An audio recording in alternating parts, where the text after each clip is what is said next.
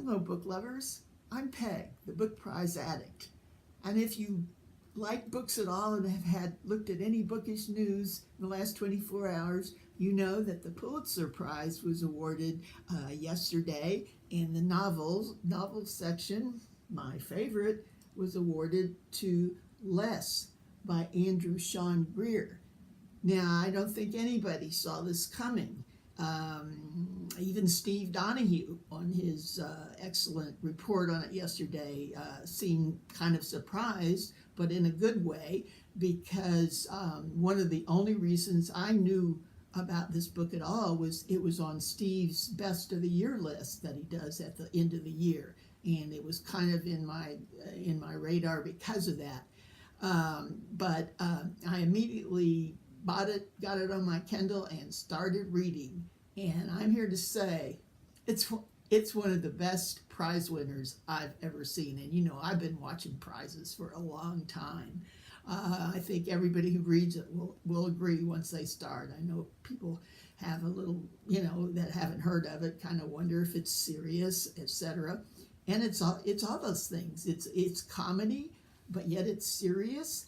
And I found the most astounding, I'm only about halfway through, but I just had to come on and talk about it because I found the most astonishing meta-type situation about in the middle of it that I really have to talk about to somebody.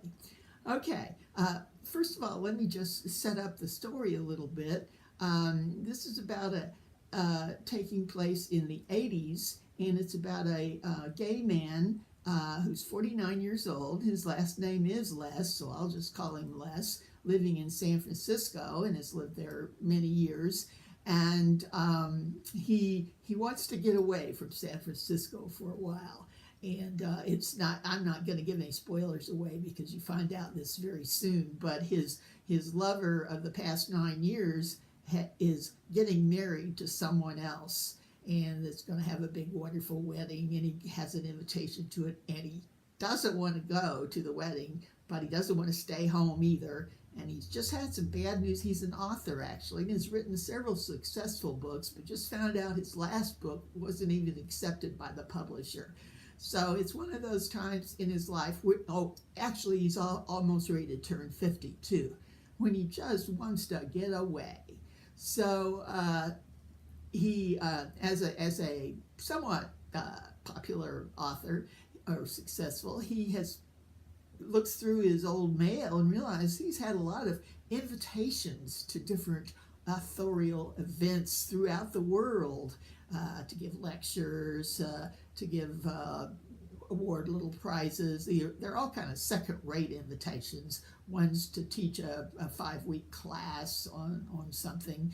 And all of a sudden, these look much better to him. So he plans a trip to take up the next 4 or 5 months. That way, he won't be there for his 50th birthday. He'll be out traveling somewhere. Of course, he dreams that it's going to be a wonderful place, and he'll miss the wedding. So he begins his trip. Now, there's just wonderful scenes in it. I mean, funny. It's just funny. And I have to say, I realized right away that this is the best one that could have possibly won. I can't think of any other book that might have won yesterday that I would have been so happy, excited to download and have such a good time reading. It's just a fun read. I think there's big talk now about literary fiction, etc. And I think it's definitely literary fiction, but it also is fun to read. So there's my answer there to that question that people were talking about. Anyway, so I'm not going to tell a lot about it, but I just want to tell this real amazing meta moment, actually several of them, but I'll lead up to them, that happens in this book. It's almost unworldly, the irony of these situations. Okay, one of the places he goes is Italy, and he's invited there. He's up for some sort of never heard of prize. His book has been translated into Italian, and it's up for some sort of prize, which he wouldn't even have thought about if he didn't want to go somewhere. So when he gets to Italy, to the prize venue, he realizes that it's kind of done differently. The nominations were all made by a group of older literary type judges, older people, and they're there. But the finalist is going to be picked by a team of high school students. So it's rather strange. It almost sounds like the page 112 tag that Sean introduced us to. Anyway, so he sees the high school students there, and he just gives up. He goes, "Oh, what are they going to choose?" So anyway, but one of the older judges, a woman who is, I guess, well versed in the arts, comes up and talks to him and gives him some info, which I think is, all this is so ironic, because this guy won a prize, the Pulitzer Prize, for this book. And it's, as I say in my title, quite prescient. It's prescient that he would think so much about prizes and write about book prizes in his book. I don't think he's really won any before. Anyway, but this woman, one of the judges, comes up to him and tells him, "Don't win prizes. You win and it's all over. You lecture for the rest of your life, but you never write again." So he's like a little nonplussed with that. Seems rather unusual. But anyway, there's many funny and heartwarming situations that happen. And I know they'll continue. He's got 3 more places to go to after I finish this. But I just have to tell you this one, he has a flashback to this one scene in his life. Oh no, don't tell me I've lost it. Okay. To this one scene in his life. Now, before he was in this 9-year relationship with the guy who's now getting married, Freddie, he was in a long-term relationship through most of his 20s and 30s with a very famous older man who was a very good poet.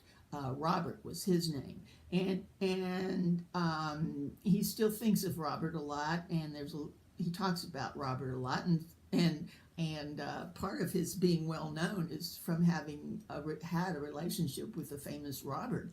So anyway, he's there for this prize, and he sort of has a flashback to a moment with Robert, the famous poet, when they lived together in a little, what they call the shack in San Francisco. The phone rings, and Robert goes to answer it, and he hears this loud exclamation. He's not sure if Robert tripped over something or hurt his foot or whatever. So he goes into the room where the phone is, and he finds Robert Bassett-faced, the phone in his lap, staring straight ahead, with a cigarette dangerously close to lighting it, the newspaper that he's reading. Robert turned to face Les. Okay, here's what Robert says. "It was the Pulitzer Committee," he said evenly. "It turns out I've been pronouncing it wrong all these years." And Les says, "You won the Pulitzer?" Robert said, "It's not Pulitzer, it's Pulitzer. I've been wrong all these years." So, I mean, how meta can you get? I'm sure Andrew didn't think for a moment that there would come a day when he would win the Pulitzer, and I'm sure somebody called him. I wonder if he felt like history was repeating itself, or literature was. And they go on to have a big party and ask all their friends over into this little house in San Francisco. And I read that Andrew Sean Greer lives in San Francisco. I wonder if the scene was like that yesterday when it was announced that he won. So anyway, I thought this was so wonderfully ironic. I just wanted to share it, and I think everybody should read this. I have a lot more to say about it, and I haven't even finished it yet. So I'm back to reading, but just wanted to share this. Okay, bye.